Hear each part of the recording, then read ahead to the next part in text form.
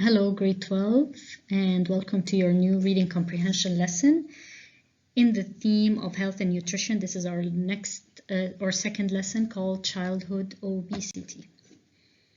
Okay, those are the objectives. Let's start with discussion questions related to the theme.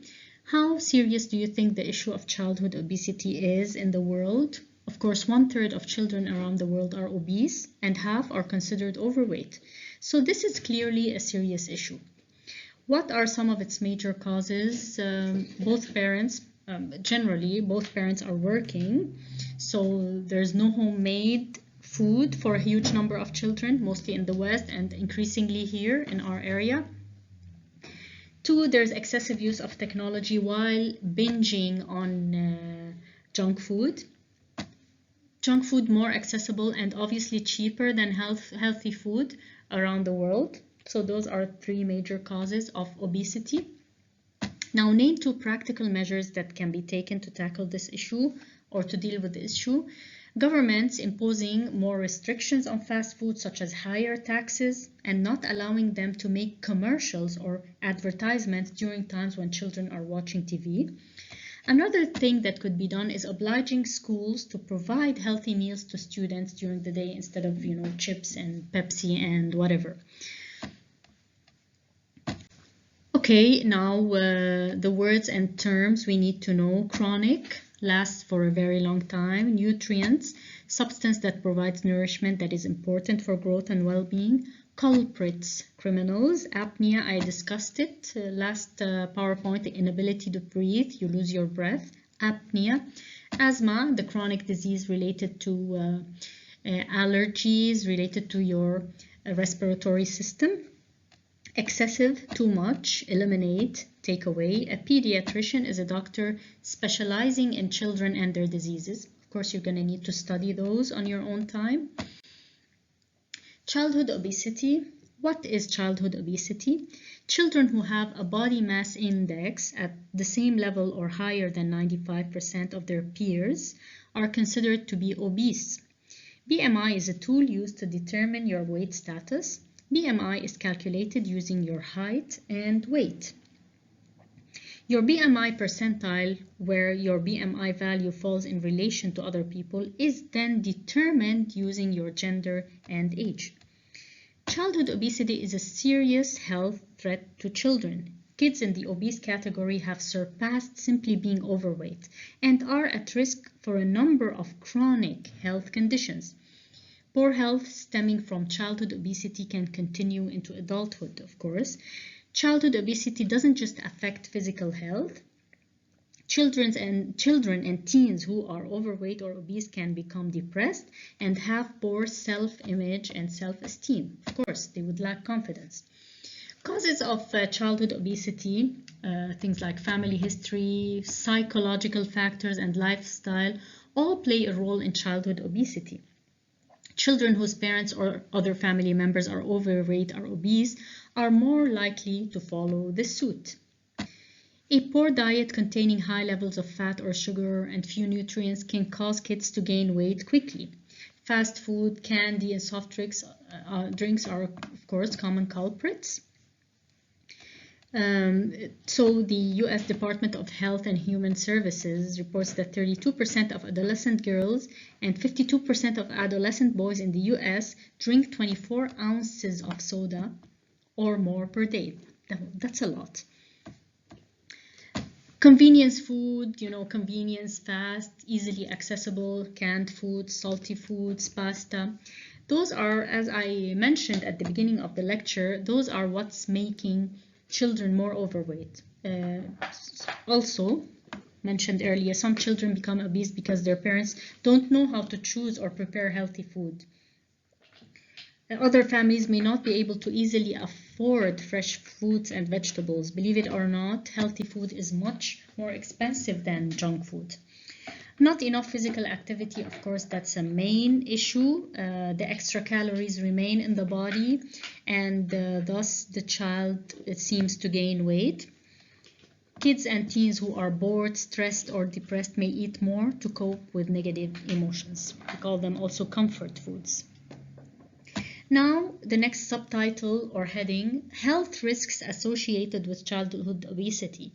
Children who are obese have a higher risk of developing health problems than their peers who maintain a healthy weight, like diabetes, heart disease, asthma. Okay,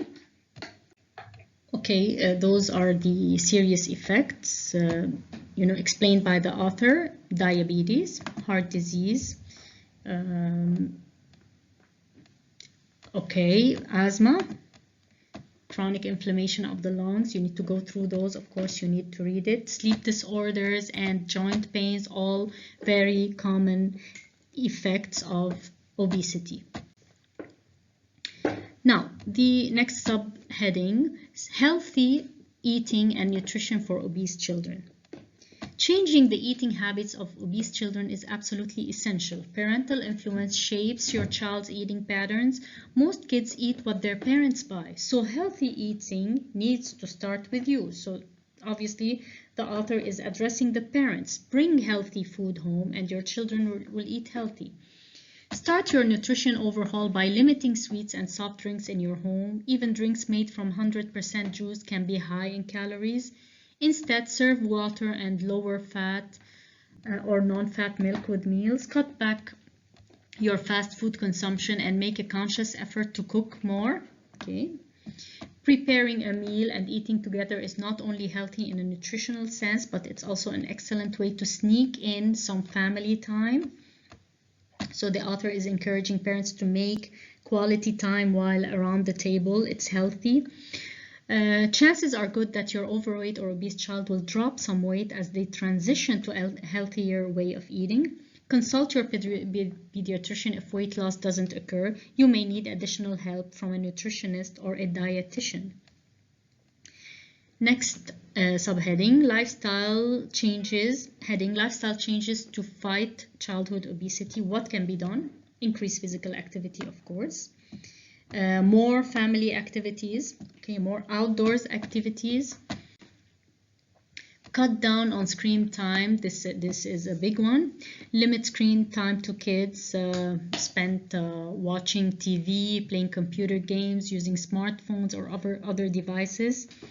First, screen time eats into time that could be spent doing some physical activity instead. Second, more time in front of the TV means more time for snacking, what we talked about in the last PowerPoint, and more exposure to ads. Of course, they would find advertisements about the things they want, new types of chocolate. Mommy, I want this chocolate. Mommy, I want this candy. It happens all the time. Now, outlook for childhood obesity, the future. Childhood obesity is a serious issue in the United States. However, with proper education and support, children can learn healthier ways to cope with their problems. Prepare meals and stay active. This support must come from the adults in their lives, parents, teachers, and other caregivers. Help your children stay healthier for longer by preparing nutritious foods for them and encouraging them to get plenty of exercise. Notice how the author ends the article on a hopeful note. We can do something about it. It's not the end of the world, but we need to, as caregivers and parents, start the job ourselves and do something. Now I want to answer with you the critical thinking questions because I want to make sure that you understand the skills. Think critically in order to answer the following organizational skills questions. The article does not have an explicit or clear thesis. Write one of your own based on the main idea of the article. And let's begin with the first one and go through them one by one. There is no explicit thesis statement. It's only implied. It's not stated.